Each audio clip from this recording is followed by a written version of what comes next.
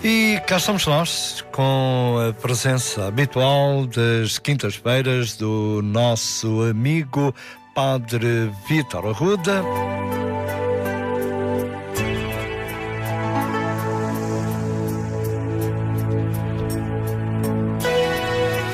Um muito bom dia. Bom dia, António. Bom dia a todos os nossos ouvintes e as nossas ouvintes. Cá estamos então para uma reflexão, mais uma reflexão, fazer-nos pensar. Ainda há pouco, quando vinha para aqui, estava discutindo num texto que estavas a ler de uma colaboradora aqui do ASES, não é? Já lecionou e já esteve aqui também como nossa amiga e colaboradora, Salomé Alves, está em Braga agora neste momento e vai-nos mandando um texto muito profundo e muito interessante, porque é uma perspectiva bonita de encararmos a vida e de percebermos um fosso tão grande, uma diferença tão grande entre aquilo que foi a nossa maneira de ser, a nossa formatação das nossas mentes e aquilo que é a atualidade dos nossos jovens, das nossas crianças, que é verdadeiramente um outro mundo, uma outra forma de estar na vida, e a gente é que tem que se adaptar a eles e não eles a nós. Porque eles... Não há equiparação entre os atuais connosco, não é? Eu acho que não é. Não.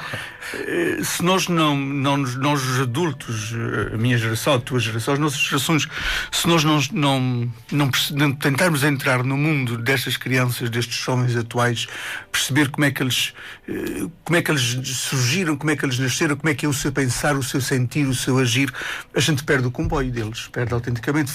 Ficaremos duas sociedades, a nossa sociedade e a sociedade deles, paralela à nossa, independente da nossa, porque eles têm outra forma de estar na vida, outra forma de viver a realidade, que não é negativa, atenção, foi assim que cresceram, foi neste novo mundo. Isto é um novo mundo que nós estamos a viver. Nós hoje até pedimos a um jovem, né, neste caso ao neto, como aconteceu a mim várias vezes, não sabes. Faz aquelas... não me chateias, agora não. As crianças nascem já com os iPads, iPods na mão, com os tablets, essas coisas. É um outro mundo, aquilo que a criança não sente não é para ela. Nós filtrávamos tudo pela mente. A criança passa tudo pelo coração, primeiro pelo sentir. Os sentidos estão muito... Olha, ainda ontem, quando estava eu bem deitadinho, estava a ver um programa televisivo às quais das pessoas que estava a responder à questão aliás, a várias questões, quem quer ser milionário, programa. E eu, por acaso, até gostei muito da atitude do senhor, que diz assim, não, é que nós antigamente éramos obrigados, e julgo eu, a saber onde é que o rio desaguava, portanto os rios passavam ou desaguavam não sei aonde, etc, qual é o rio que atravessava Tomar, por exemplo, etc. E até os próprios reis de Portugal, eles preocupam-se hoje em dia, os jovens que querem lá saber. Isso era o primeiro. Era considerado cultura geral. Na altura era considerado cultura geral. Uma pessoa seria inculta se não soubesse essas coisas. Exato. Agora as crianças e os jovens nem estão aí, quer dizer, não se importa que lhes chamem nomes, porque eles também olham para nós e dizem, vocês não sabem 90% das coisas que eu já sei com esta idade, vocês não sabem, nem estão a par, portanto eu não tenho que me adaptar ao vosso mundo, o vosso mundo já era, vocês já têm que se adaptar ao meu mundo, é um novo mundo. E isso é um grande desafio para nós, para as nossas gerações. Um grande desafio, é um desafio para a Igreja. Ainda esta semana o São Bispo Dom António teve cá e mais Padre João Bairros vieram comemorar os 60 anos da sua saída de Santa Maria. Dom António e o Padre João Bairros é uma coisa também emocionante, António, que hoje em dia também não se faz. Também eram méritos nossos. Dom António saiu de Santa Maria e mais o Padre João Bairros com 12 e 13 anos, respectivamente. Há 60 anos. Saíram, meteram-se no navio, foram para a Madeira, sozinhos, deixando a família atrás, e só no ano seguinte é que voltaram para a família, e só no ano seguinte é que viram a família, e só no ano seguinte é que falaram com a família, porque não havia telefones, não havia nada disso. Também foi um ato, aquilo que a gente homenageou no fundo, e depois disse isso lá na missa em Santo Espírito, que eles quiseram comemorar esse dia, eu homenageei a coragem deles naquela altura, que hoje em dia a gente vê às vezes os jovens com 19, 20 anos que vão para as universidades, as mães e os pais estão sempre em cima deles, estão sempre a visitá-los, estão sempre a ver se têm comida no frigorífico, estão sempre a mandar-lhes as suas marmitas. Portanto, nós hoje também estamos a criar gente muito mais dependente de nós do que antigamente. Nós autonomizávamos-nos muito mais cedo, antigamente. Os meus irmãos casaram todos com 20, 21 anos e eu percebi que eles estavam preparadíssimos para a vida. Tudo o que era necessário naquela altura para que eles fossem homens de vida e mulher, uma irmã minha, mulher de vida, já estava na cabeça deles, já estava na vida deles, já tinha sido lhes dado as ferramentas necessárias para viverem naquela altura. Hoje, um jovem com 20 anos não está preparado para se casar, percebes isso? A gente percebe isso, é diferente. Portanto, as coisas também evoluíram. Mas com 21 anos, também eu, aliás, alguém me disse: não, vais ter que, a partir de agora, ser tu responsável por ti até os próximos 3 anos, não é? Falava no padre, no bispo, muito bem. Naquela altura não tinhas outro remédio, senão mesmo rumares aonde te mandassem. Com 21 anos saías de casa, ias para a vida militar, depois a partir daí não havia a mamã com a marmita, havia apenas o aerogramazinho que nós recebíamos. Pois é. Portanto, também são coisas que nós temos como experiência de vida que eles não têm, não vão ter. Não. As crianças têm tudo de mão beijada, tudo à porta, tudo pronto, tudo em casa, tudo na mesa, tudo na cama, tudo pronto. Também uma coisa que nos fez crescer e nos fez ser gente no instante, muito depressa. Mas o Dom António, na homilia, dizia lá em São de Espírito que a própria Igreja tem que se adaptar. O Francisco, que é um homem com 77 anos, o Papa Francisco, está a dizer isso constantemente, a Igreja tem que se adaptar aos novos tempos, às novas realidades, às novas crianças. Ele falava isso a respeito do seminário, que este ano só tem 16 seminaristas. Angra. Só temos 16 rapazes em Angra para serem padres. Não quer dizer que os 16 chegam ao fim. Portanto, o seminário, no meu tempo, tinha 40 e tal. E eu sou padre há 20 anos. 40 e tal jovens. O seminário estava cheio no meu tempo, os quartos todos ocupados. Agora tem 16. E a gente tem que estar preocupados com isto? Não. Porque em todas as épocas, a Igreja, pela força do Espírito Santo, encontrou saídas para as situações que estava a viver. Portanto, quem sabe se o Espírito Santo está a dizer às tantas, não é por aí agora a forma de ser padre hoje em dia. Tem que haver outras formas de ser padre. Os padres casados, os padres... várias formas de ser padre. Até por a própria hipótese da mulher ser padre. Portanto, a Igreja tem que se abrir. Estas crianças hoje, a gente lhe fala no seminário, para já nem sequer sabe o que é um seminário. E eu compreendo. O seminário, no teu tempo e no meu tempo, era uma saída para estudarmos, que não havia muitas outras hipóteses. Os Açores não tinham outras hipóteses. O seminário era uma saída. Passava eu muitas das vezes pelo seminário de Angra, era só juventude. Pois. Porquê? Porque era uma saída, não havia liceus, não havia nada disso, então era uma oportunidade de continuar o estudo. Hoje em dia as crianças nem põem-se hipóteses, os jovens nem põem-se hipóteses. Vai deixar de haver padres? Não, porque o Espírito Santo vai iluminar. A Igreja tem que ter a coragem. A Igreja tem que ter a coragem que não está a ter, que é de perceber os sinais que o Espírito lhe está a dizer. Os seminários estão a ficar sem ninguém. Então vamos pensar outras formas de fazer padres. É uma saída, outras aberturas. Portanto, nós vivemos num mundo que é completamente diferente. A tua geração, a minha geração, as nossas gerações, somos muito ricos nisto. É que a gente fez a transição. A gente soube viver o antigamente. A gente sabe o que é ter o pão nosso de cada dia apenas. A gente sabe o que é ir à mercearia, levar produtos de casa para trazer produtos da mercearia. Não havia dinheiro, a gente não lidava com dinheiro. A gente soube o que é ter casas paupérrimas, muito pobres de facto. A gente soube o que era apreciar coisas, um brinquedo de Natal. A gente soube o que era isso. E a gente também sabe o que é este novo mundo. A gente está metidos neste novo mundo. Agora, esta geração não fez essa transição. Essa geração não tem culpa de não saber o que era o antigamente, não saber o que era o antes de 25 de Abril. As crianças hoje não sabem bem qual é o interesse, porque é que a gente comemora assim tanto o 25 de Abril? Porque a gente viveu o antes e o depois. Eles estão vivendo, eles nasceram na democracia, nasceram na liberdade, nasceram com tudo, nasceram já dentro da União Europeia. Já somos da União Europeia há 20 anos. Eles nasceram já dentro da União Europeia, já sabem que é preciso. Para ir para Bruxelas basta levar o bilhete de identidade. A gente tinha que fazer passaportes e vistos e tudo mais. Portanto, é um outro mundo. E a Igreja tem que se adaptar, e a gente tem que se adaptar, e a gente tem que perceber e compreender esta nova geração. Agora, isto faz com que tudo seja permitido, não haja balizas para eles, não se possa... Não. Acho que é importante sempre dizer-lhes o certo e o errado. Tu dizias há pouco uma coisa interessante, não é dizer que há pessoas que são mais inteligentes, que são mais pessoas do que outras pessoas por causa da cor da pele, ou por causa... Não é isso. É dizer que há certo e errado para todos. Há limites para todos. Há balizas que eu não posso ultrapassar. A minha liberdade termina onde começa a do outro. Há balizas muito importantes que a gente tem que pôr nas cabecinhas e nos corações destas crianças e dos jovens de hoje em dia, que são valores eternos, que não passaram de moda, mesmo que a gente viva num mundo muito moderno, esses valores não passaram de moda. Isso é importante. Como é que se passa isso a eles? Como é que se transmite isso a eles? É o desafio que agora se faz às nossas gerações, que estamos a educá-los. É um desafio que nós temos pela frente, isso é um facto. Mas eu gostei imenso da reflexão que tiveste a fazer há pouco naquele texto que estavas a ler. Bem-aja à nossa colaboradora, à nossa colega Salomé Alves. Salomé Alves. Bem-aja para ti. Continua a produzir textos tão bonitos. O Evangelho hoje... Aqui está uma coisa interessante, António. O Evangelho foi escrito há 2000 anos. 2000 anos, praticamente. E o Evangelho é sempre moderno, sempre atual. Tem sempre uma palavra para o homem, para a mulher, para o ser humano, de qualquer tempo, de qualquer história.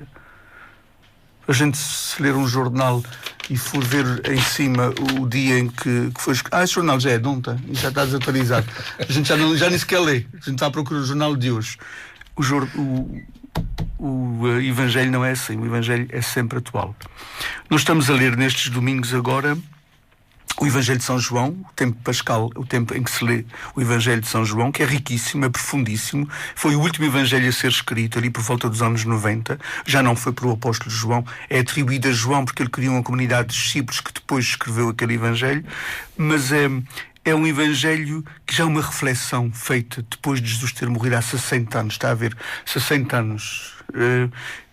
É uma reflexão que os cristãos fizeram sobre como é que era possível continuar fiéis àquilo que foi o fundamental de Jesus Cristo, vivendo noutro tempo, noutra época, noutra história, noutra cultura. E os apóstolos o que fizeram naquela altura foi ir ler, ir recordar as últimas vontades de Jesus. Aquilo que são o testamento de Jesus. Na última ceia, antes de Jesus morrer, ele percebendo que ia morrer, portanto, logo a seguir ia dar-se todos os acontecimentos que levaram à morte dele, o Evangelho de João coloca ali um grande discurso de Jesus, em que ele se despede dos discípulos e lhes deixa 2 ou 3 ideias que são fundamentais para os discípulos depois para a sua vida. É uma coisa também muito interessante vermos de Jesus Cristo, que ele não deixou toda a papinha feita. Jesus não deixou a igreja toda resolvida, com todos os problemas resolvidos e com todas as respostas para todos os problemas que iriam aparecer. Jesus não deixou.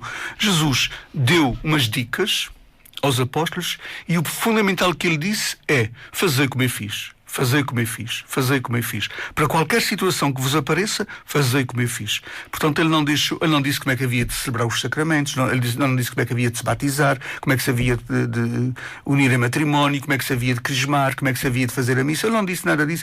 Ele não disse que a missa começa com em nome do Pai, do Filho e do Espírito Santo e termina com ida em paz. Ele não disse nada disso.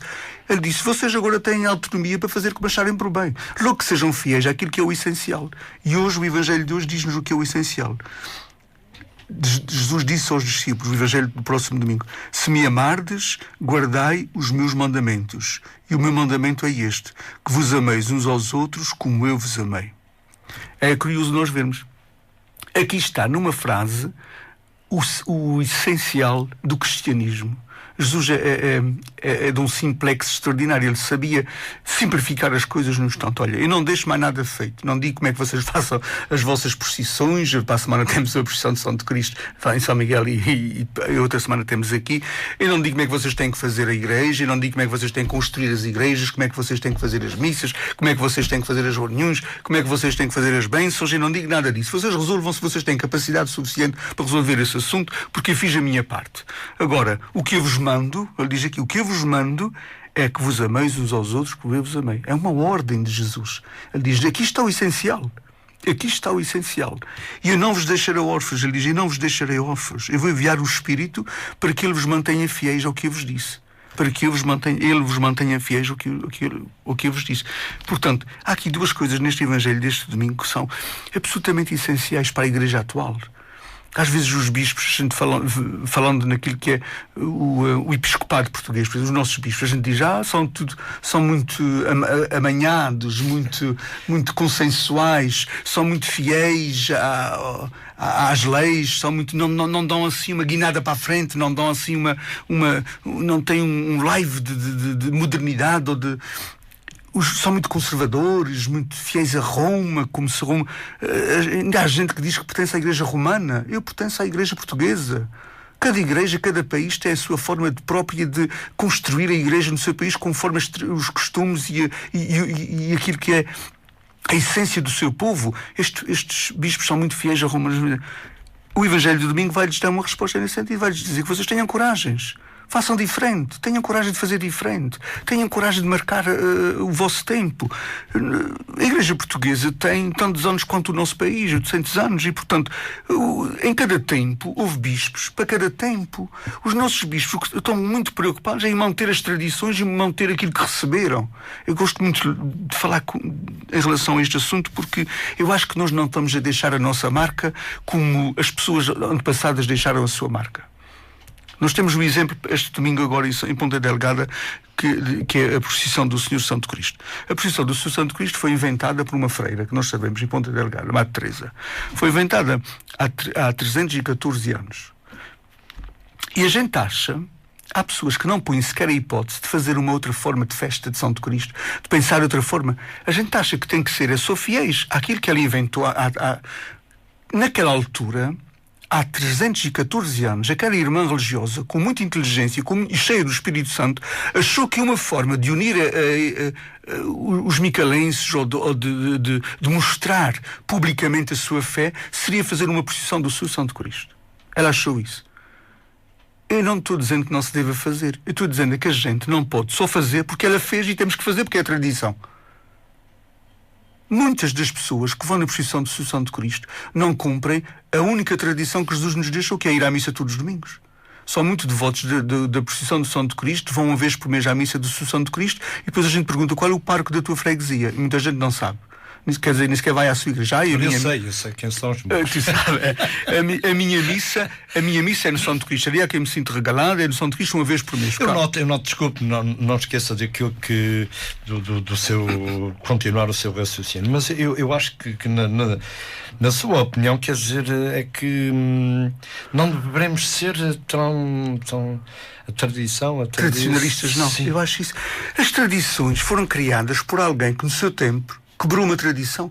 Quando a Madre Teresa começou uma coisa destas, uma procissão, ela quebrou uma tradição que não existia. Quer dizer, ela deve ter deixado alguma coisa para trás para começar uma coisa nova. Porquê é que a gente não começa coisas novas para o nosso tempo? A gente está-se a esquecer de um pormenor, é que as crianças e os jovens hoje em dia não estão nem aí para as coisas que a gente lhes está dando como religião.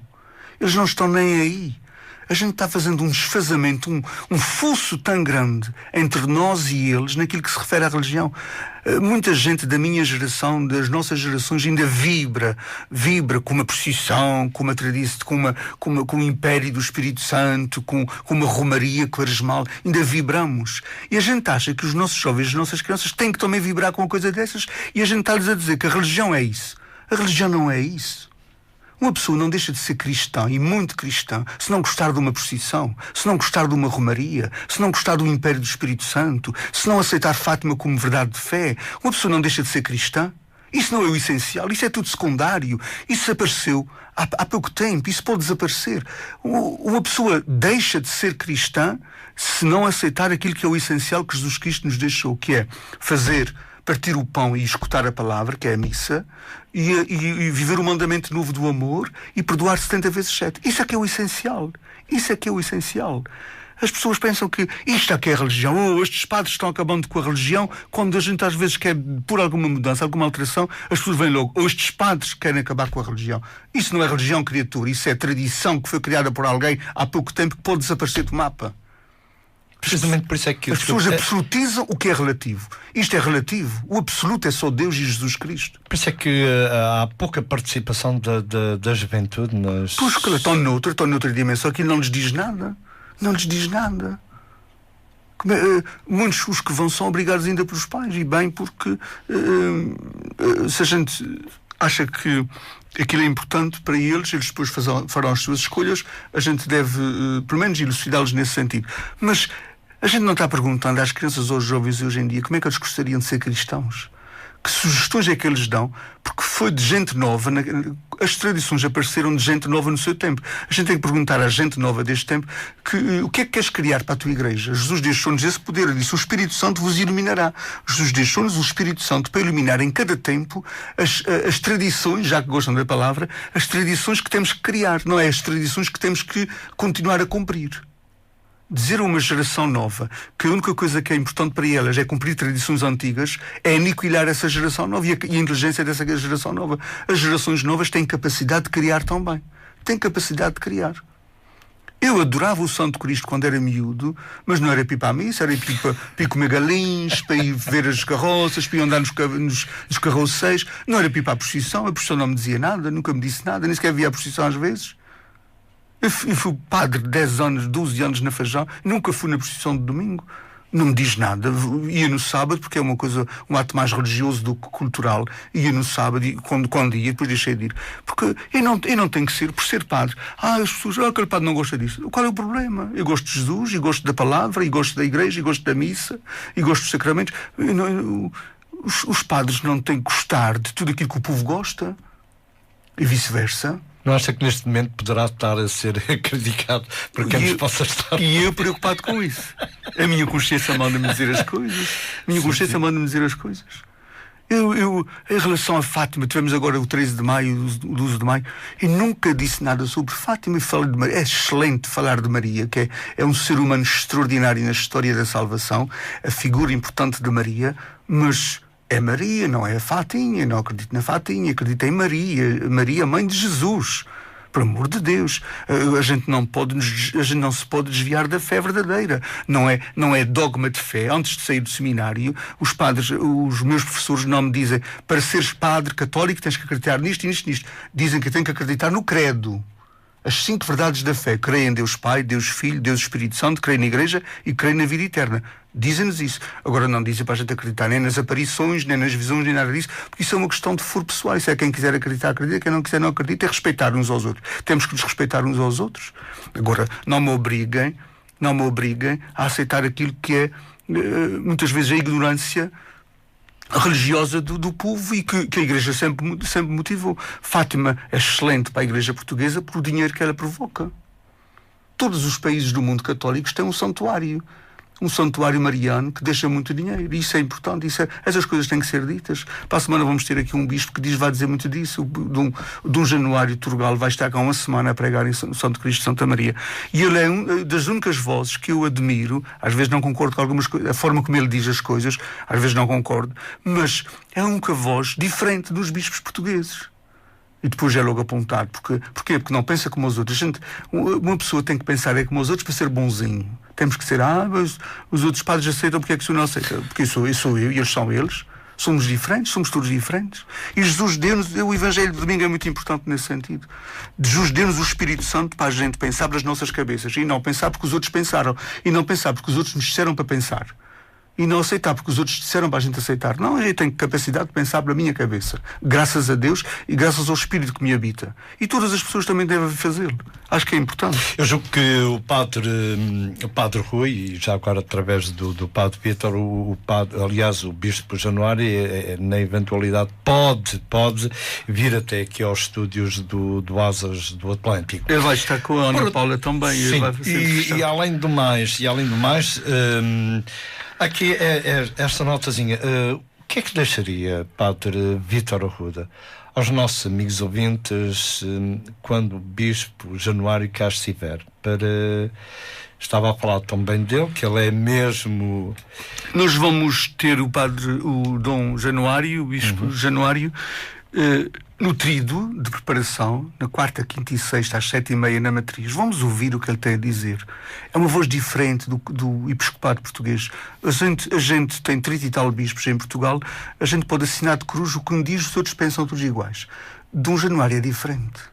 E isto devia-nos dar alegria, não é? Entristecer, eu quero ser uma ovelha diferente. O Nosso Senhor não nos mandou ser carneirinhos atrás dos carneirinhos, mandou-nos pensar pelas nossas cabeças. Isto não é carneirismo aqui. As pessoas gostam muito de ser um carneirinho atrás do outro. E quando uma pessoa anda fora do rebanho, já é logo apontada. Acha que vai haver muita gente, depois de ouvir o Bispo Januário, ainda vão, se calhar, pensar e comentar para si próprios? As pessoas têm que não é fazer as coisas porque fizeram e porque receberam assim, é a tradição. As pessoas têm que pensar porque é que fazem as coisas. A gente tem que pensar porque é que vai a uma procissão, porque é que vai a uma missa, porque é que vai numa romaria, porque é que vai a Fátima. A gente tem que pensar, não é porque nos disseram que tem que se fazer isso. Porque isso não tem lógica. Isso não tem lógica, isso nem sequer tem nome, não se pode chamar nada a isso. A gente tem que saber porque é que faz as coisas. São Pedro, domingo, na missa, na sua leitura, vai-nos dizer assim: nós temos que estar sempre prontos a apresentar ao mundo as razões da nossa fé. A gente tem que estar sempre prontos numa missa, por exemplo, ou numa procissão, a que tu, como jornalista, a Ana Paula, alguém, um jornalista, pega no microfone e diga assim: porque é que você está aqui? E a gente tem que estar sempre prontos para responder. Não é porque é tradição, porque eu sempre vim, porque eu sempre gostei, porque a minha avó também já me dizia para vir. Eu tenho que dizer porque é que estou numa procissão. É um ato de fé pública e eu gosto de ser, eu não tenho vergonha de ser cristão, gosto de manifestar a minha fé publicamente. A gente tem que estar sempre prontos para responder. A gente às vezes envergonha-nos. Perguntas que se faz aos católicos desta história de Fátima agora, que houve do 13 de maio. Os jornalistas fazem perguntas e as pessoas não sabem o que é que vão responder às vezes. E às vezes dizem barbaridades. Portanto, a gente tem que saber porque é que faz as coisas. Há muita falta de cultura cristã dentro dos católicos. Há muita falta de formação. É importante nós pensarmos verdadeiramente nestes assuntos. E porquê? Para sermos fiéis a Jesus. Ele diz: permanecei fiéis a mim, mas é desta forma. É naquilo que é o essencial. Naquilo que é o essencial. A gente não tem que absolutizar as coisas que o tempo trouxe e o tempo leva. A gente vive coisas hoje que não vivia há 30, 40 anos. Há 30, 40 anos havia coisas que a gente hoje acha ridículas se a gente as fizesse outra vez. Porque é que na religião tem que se manter tudo como sempre foi e não se pode alterar nada? Temos que pensar muito neste assunto. É uma batalha que eu tenho como padre, é esta. Temos que batalhar. Eu tenho inteligência suficiente e capacidade suficiente, que o Espírito Santo ilumina-te a ti, António, e a mim, Vítor, ilumina-nos a todos. Nós temos capacidade também de inventar coisas novas. Também na religião. Que a religião somos nós que fazemos, e somos. Isso é importante. Vamos ouvir. Há culpados para isso. Hã? Se há pessoas culpadas para isso, quem sabe se... Houve mais ou menos da minha idade, a geração anterior dos padres não tiveram culpa, coitados, porque eles foram formatados nos seminários para manter rebanhos calados e a fazer caristicamente tudo o que eles mandavam. A gente não podia levantar o dedo numa igreja, diante de um padre, não podia, porque tinha que se fazer como o São Padre mandava. As pessoas foram massacradas pela igreja naquele tempo. Os padres não tinham culpa porque era assim a sua formação. Agora não me obriguem a ser padre como eles foram padres no seu tempo, porque a minha formação já foi outra. E não é só a formação que eu tive, é a formação que eu vou adquirindo sempre, que ao longo da vida a gente vai sempre adquirindo formação. Portanto, hoje em dia já não é assim. Hoje é a liberdade dos filhos de Deus. A capacidade que cada um tem de pensar, de agir e de sentir diferente. Todos nós temos o Espírito Santo que nos habita.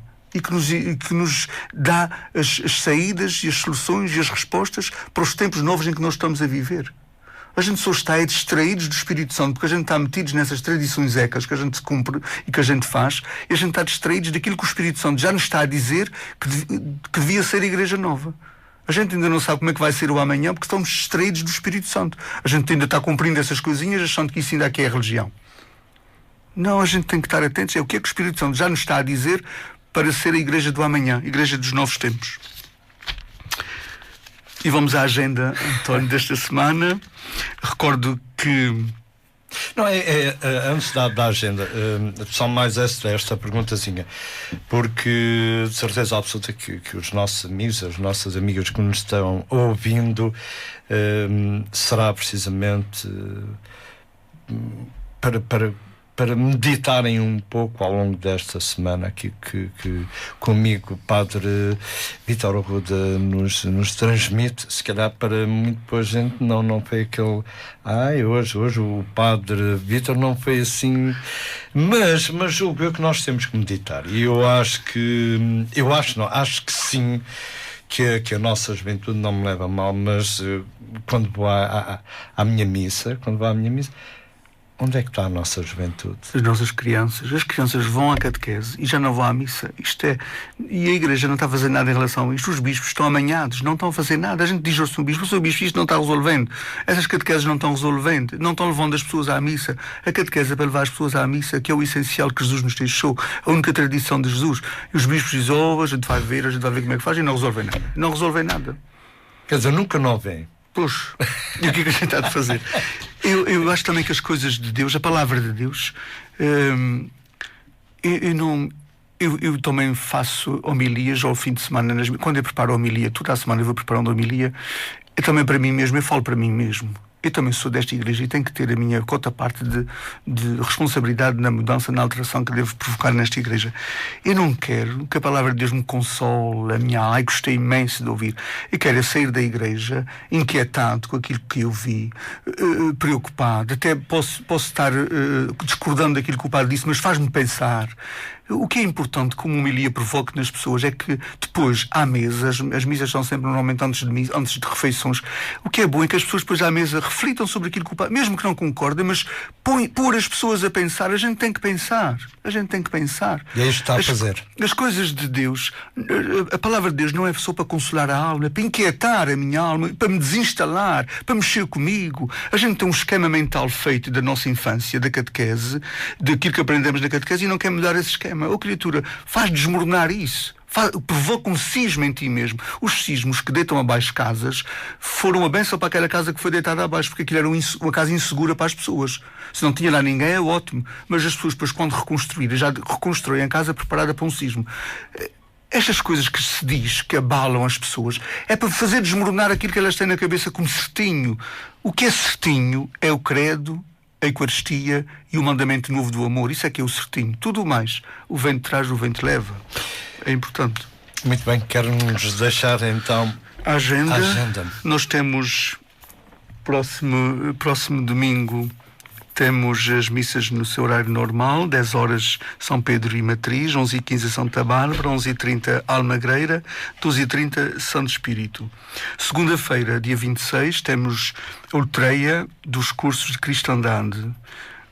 Atenção, cursistas, é um compromisso que assumiram também no vosso curso, que a Ultreia é o encontro mensal daqueles que um dia fizeram a experiência de um curso de cristandade para continuarem a sua formação. Será às 20h30 na Capela do Aeroporto. Na terça-feira a missa em São Pedro, quarta, quinta e sexta, para além das missas próprias em cada paróquia, haverá às 19h30 na Igreja de Matriz o tríduo de preparação para as festas do Senhor Santo Cristo. É a palavra que vamos escutar do nosso bispo, do bispo Dom Januário, que vai vir às nossas festas, que vai dar sentido àquilo que se realiza no domingo, que é a missa também às 11h30 na Igreja das Vitórias, e a procissão às 4 horas. Portanto, vamos estar presentes no tríduo, escutando a palavra deste bispo, a palavra que ele vem trazer esta novidade sempre fresca, que é o Evangelho de Jesus Cristo. Recordo também, na sexta-feira haverá uma missa às 3h30, uma vez por mês há sempre isso, com os idosos em Santo António. Um bem-aja para ti, António. Muito obrigado por este espaço que me proporcionas. Eu é que lhe agradeço. E continuação do bom trabalho, como sabes fazer sempre. E eu apenas queria terminar com o título do trabalho que a Salomé nos deixou, que é hora de lhes darmos todo o valor à nova geração. Vamos pensar na religião do futuro, que é que os nossos jovens, as nossas crianças vão ficar daquilo que nós lhes estamos a transmitir, e vamos perguntar a eles que tipo de cristianismo que está lá dentro do coração deles.